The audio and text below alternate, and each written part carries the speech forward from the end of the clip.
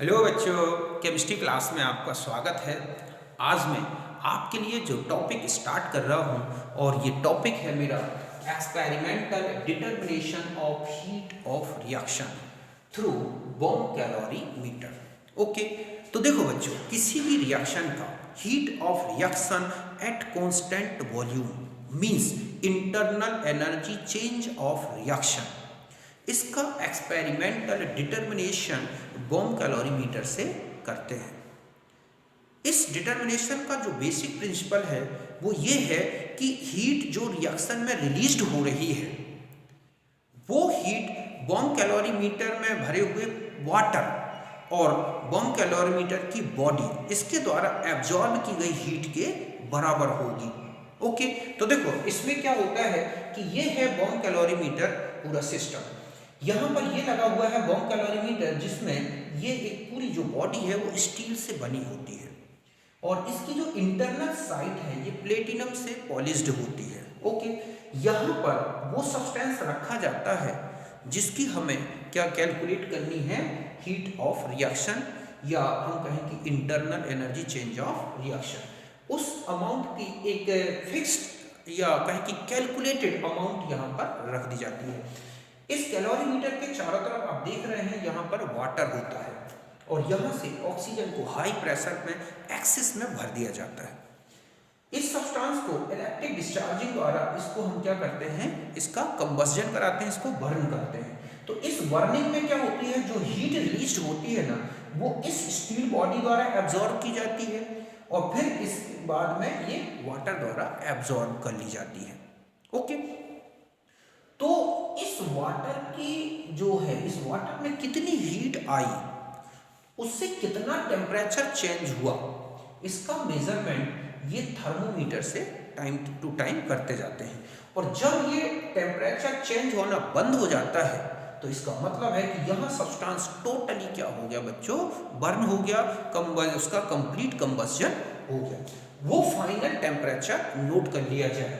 Initially temperature जो है तब नोट कर लिया जाता है जब रिएक्शन स्टार्ट नहीं हुई थी, सपोज वो है T1, और फाइनल टेम्परेचर जब टेम्परेचर इंक्रीज होना बंद हो गया, राइज होना बंद हो गया, तो वो फाइनल टेम्परेचर T2 नोट कर लिया जाता है। तो ये जो कैलोरीमीटर है इसका इतना ही वर्क होता है कि इस कंबस्जन रिएक्शन में कितना टेम्परेचर चेंज हुआ वो कैलकुलेट कर लिया जाए। तो ये जो इस पूरी प्रोसेस में जो हीट रिलीज हुई है वो इस वाटर द्वारा एब्जॉर्ब की गई या ठीक है, और इस कैलोरीमीटर द्वारा एब्जॉर्ब की गई। तो इस कैलोरीमीटर में कितनी हीट एब्जॉर्ब हो गई, उस हीट के करस्पॉन्डिंग ठीक है जो है कितना वाटर यूज होगा कि उतनी जो हीट एब्जॉर्ब की गई है कैलोरीमीटर द्वारा, उतनी हीट कितने वाटर द्वारा एब्जॉर्ब की जा सकती थी, वो कहलाता है कैलोरीमीटर का वाटर इक्विवेलेंट।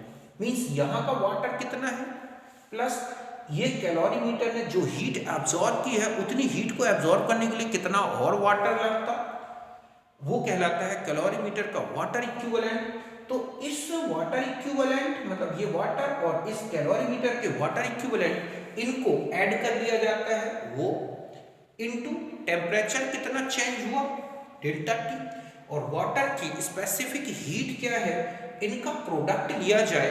तो ये जो हीट होगी इस प्रोसेस में क्या हुई होगी, रिलीज होती है, और ये जो हीट है ये पूरे सिस्टम में इस पूरे प्रोसेस में जो हीट रिलीज हुई है वो इस वाटर द्वारा एब्जॉर्ब की गई हीट के क्या है, बराबर है। तो ये है इस पूरी प्रोसेस का बेसिक प्रिंसिपल। तो देखो मैंने यही लिखा है कि the heat evolved in chemical reaction is absorbed by water and calorimeter at constant volume, value of heat change, ठीक है, जो हीट चेंज हुआ है इसकी value measured as the change in temperature of water through thermometer.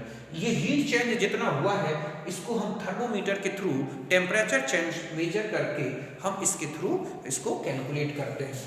The heat change process takes place in calorimeter in which wet amount quantity of the substance is burned in the presence of excess of oxygen and total temperature change in whole combustion measured। तो इसमें जो है substance को total इसकी burning की गई और इससे कितना टेम्परेचर चेंज हुआ वो नोट कर लिया जाए थर्मोमीटर से। ये स्टेरर लगा होता है, इससे पूरे वाटर को अच्छी तरह से स्टेरर कर दिया जाता है ताकि टेम्परेचर बिल्कुल फिक्स हो जाए, पूरा एक सा हो जाए। वो टेम्परेचर चेंज मेजर हो गया, वाटर कितना लिया गया है और इसका जो कैलोरीमीटर है उसका वाटर इक्विवेलेंट क्या है, इनको ऐड कर दें तो ये जो आएगी ये पूरी क्वांटिटी, ये हीट रिलीज हुई है तो ये हीट अब्सॉर्ब हुई है। बस ये क्यों कैलकुलेट कर ली जाए तो फिर हम आगे डेल्टा ई कैलकुलेट कर सकते हैं पर मोल के लिए। तो यहां तक बात समझ गए होगे।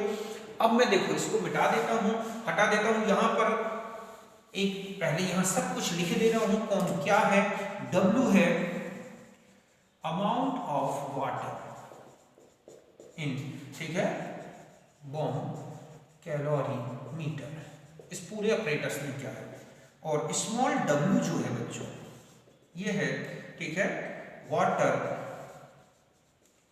Equivalent of calorimeter, meter means amount of water needed for absorption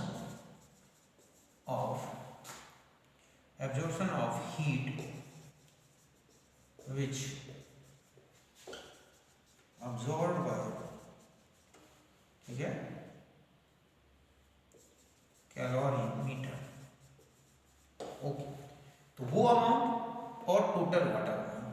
okay, यहां पर डेल्टा टी क्या है बच्चों, delta T means T2 minus T1, ये होगा फाइनल टेम्परेचर, ये है इनिशियल टेम्परेचर। ओके, CS ये है specific heat of water. Okay, ये कैलकुलेट किया जाता है। Q है total heat released in process. Okay, मतलब ये कंबशन प्रोसेस जो चली इसमें कितनी हीट रिलीज हुई वो। तो आपको ये फॉर्मूला अच्छी तरह से याद रखना है। अब देखो Q जब हमें कैलकुलेट कर लेंगे तो इसका डेल्टा E कैलकुलेट करेंगे। माइनस क्यों लगाया है बच्चों मैंने कि माइनस हीट रिलीज हो रही है, तो delta E equal to minus, यहां आपने देखा कि W plus small w into delta T into C upon ये है, यह हम x लेते हैं इंटू m, यहां x है amount of substance which burn in calorimeter, ठीक है, और m है मोलर मास ऑफ सब्सटेंस जिसका बर्निंग की गई है। तो ये जो आ जाएगी बच्चों जूल पर मोल या कैलोरी पर मोल में कैलकुलेट हो जाती है। तो यहां से ये जो निकली ये क्या है बच्चों, internal energy change of reaction. Okay, फिर डेल्टा H कैलकुलेट करना है तो delta E plus delta nRT calculate कर लिया जाए, यहाँ T1 है, समझ गए।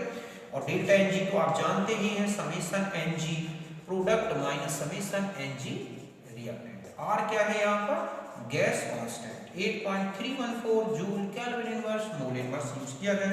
डेल्टा E पहले कैलकुलेट हो जाएगा, डेल्टा H इससे कैलकुलेट कर सकते हैं। ओके, तो यहां तक आप समझ गए होंगे। ओके, अब हम आते हैं कुछ क्वेश्चंस में। तो पहले आप इसे नोट करें, मैं क्वेश्चन लिखता हूं पहले।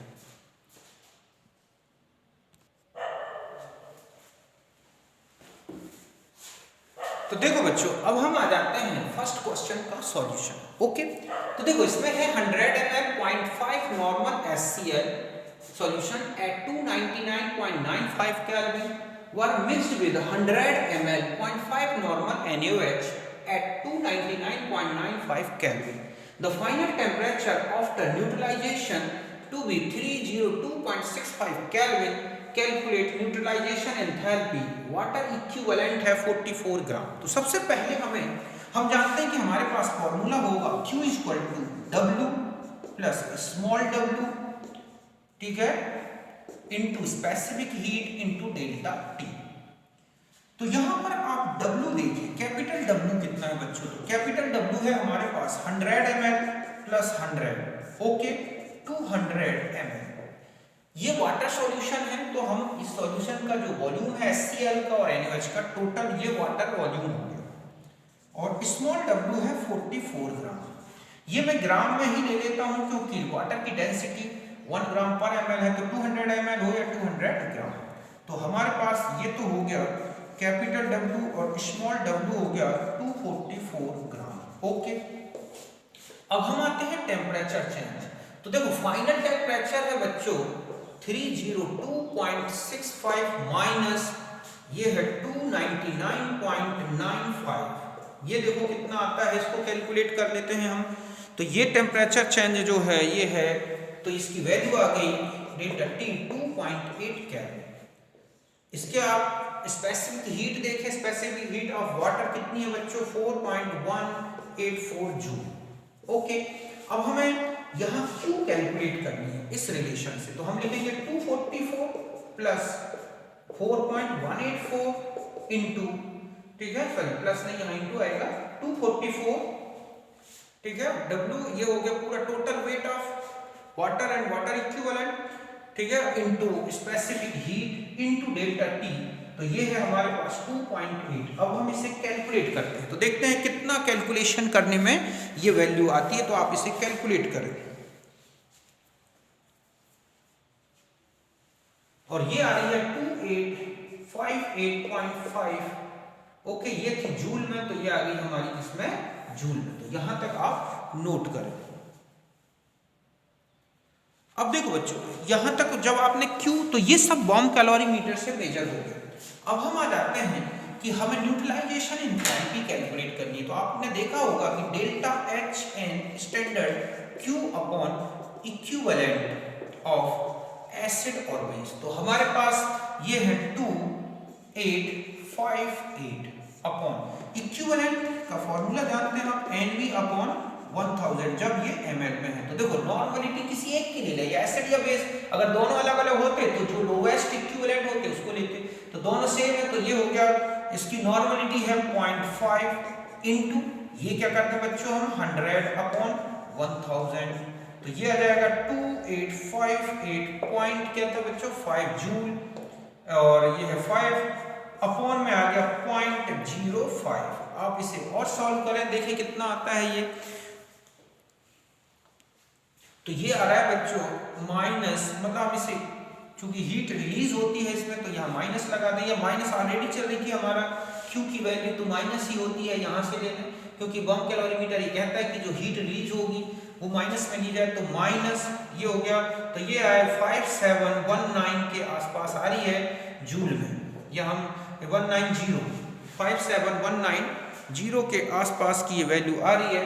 तो जूल में तो ये हो जाएगी माइनस 57.190 किलो जूल पर इक्विवेलेंट। तो यहाँ तक तो आप समझ गए होंगे कि वाटर इक्विवेलेंट क्या लेना था, टेम्परेचर चेंज, स्पेसिफिक हीट, इससे आपने कैलकुलेट कर दी। तो ये मैं मिटा देता हूँ, ये तो वैसे भी मैंने कल करा दी थी कि उसमें न्यूट्रलाइजेशन एंथैल्पी के कैलकुलेशन में। अब हम आ जाते हैं नेक्स्ट क्वेश्चन, देखो 56 gram of graphite kept in bomb calorimeter excess of oxygen if heat capacity of the calorimeter is 20.2 calculate, ठीक है, delta H and delta E। इसका टेम्परेचर तो मैंने लिखा ही नहीं, कितना चेंज हुआ है टेम्परेचर, ओके। तो अब हम इसको देखते हैं कितना टेम्परेचर चेंज आया है।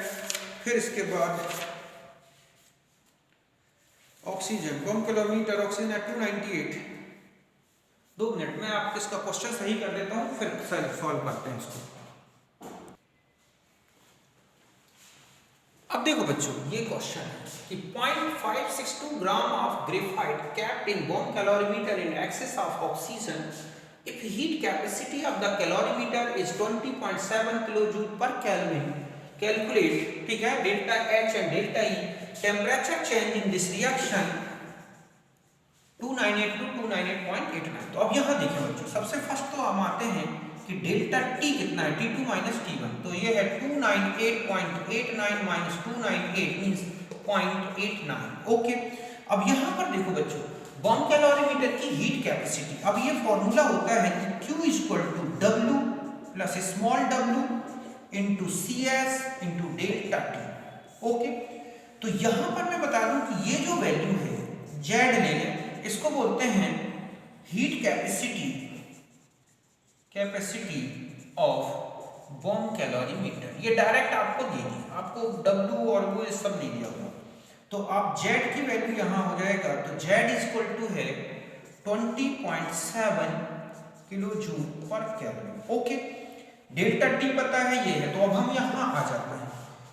अब यहां पर और बता दूं है मोलर मास ऑफ ग्रेफाइट।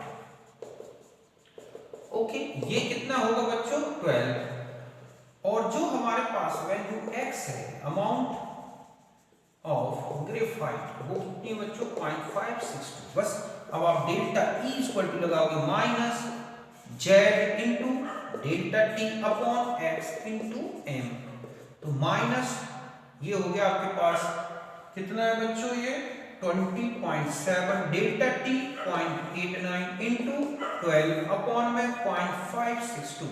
तो ये जो आंसर आएगा आपका, ठीक है, हीट जो है किसमें है किलो जूल, तो ये आ जाएगा किलो जूल पर मोल। बस फिर आप ये रिएक्शन देखो, C solid plus O2 gas equal to CO2 gas, तो यहां पर बता दो डेल्टा Ng 1 होगा, means delta H equal to delta E होगा। तो यहां तक बात समझ गए ना कि आप टेम्परेचर चेंज ले लें बॉम्ब कैलोरीमीटर का डायरेक्ट, अगर आपको हीट कैपेसिटी दी है तो आपको ये वाटर इक्विवेलेंट और स्पेसिफिक हीट की जरूरत नहीं है। बस अब आप इसको मल्टीप्लाई करें और सॉल्व कर दें, तो यहां तक नोट कर लें।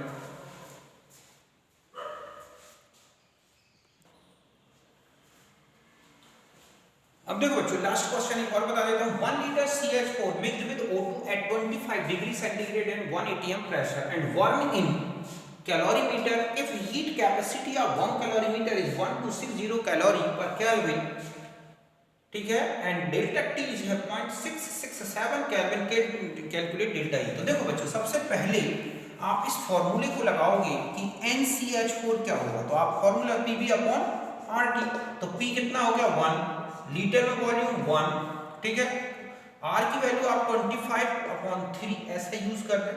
ओके ना, सॉरी यहाँ पर हमें किस में लेना है बच्चों एटीएम प्रेशर, क्योंकि प्रेशर एटीएम यूनिट में तो 1/12 यूज कर दें और इनटू 298, तो ये आ रहा है 0.04 मोल। ओके, फिर आप Q कैलकुलेट करोगे, Q कैसे करोगे डेल्टा T अब, ठीक है, और यहाँ था आपका x अपॉन m, मींस ये n हो गया बच्चों अमाउंट ऑफ सब्सटेंस मतलब CH4 अपॉन मोलर मास, तो ये जो है ये आ जाएगा आपका जूल या किलो जूल, जिस यूनिट में Z है किलो जूल पर मोल। तो देखो बच्चों Z कितना दे रखा है इन्होंने, तो Z किलो जूल, अगर Z जूल में है तो हम जूल में ही ले लें। किस में है, कहाँ गया वो, कि ये है कैलोरी में है, तो सॉरी यहाँ पर आ जाएगा आपका 1260। टेम्परेचर चेंज देखो बच्चों 0.66 अपॉन में क्या आ जाएगा मोल्स, तो 0.04, तो ये आ जाएगा कैलोरी पर मोल। समझ गए ना, अगर ये जूल में होता Z तो जूल में आ जाता, कैलोरी में आ जाएगा। बस अब आप इसे कैलकुलेट कर लें, ये माइनस में आ जाएगा, तो ये जो है Q एक्चुअली में यही क्या होगा बच्चों डेल्टा E, क्योंकि मैंने यहाँ पर मोल के लिए कैलकुलेट कर लिया। कैसे, अमाउंट अपॉन मोलर मास, हम यहाँ x यहाँ m करते हैं डायरेक्ट, ये मोल आपने मोल यहाँ कैलकुलेट कर लिए थे, बस इसकी वैल्यू पुटअप की। ये सॉल्यूशन सॉल्व करने पर आएगा 2, ठीक है, ये आ रहा है 21121 कैलोरी पर मोल, या हम ये कहें 21.121 किलो कैलोरी पर मोल। तो ये आपके पास क्या है बच्चों delta E equal to -21.121 kilocalorie पर। तो ये था बॉम्ब कैलोरीमीटर से मेजरमेंट। तो आप समझ गए होंगे बॉम्ब कैलोरीमीटर से बस सब्सटेंस का कंबस्जन से क्या टेम्परेचर चेंज आया वो बॉम्ब कैलोरीमीटर से मेजर होता है। फिर बस वो जो हीट कैपेसिटी और स्पेसिफिक हीट इन्हीं के रिलेशन से हम Q कैलकुलेट करते हैं, Q से delta E delta H calculate करते हैं। ओके, तो मिलते हैं नेक्स्ट वीडियो में। ओके बाय, नमस्कार, थैंक यू।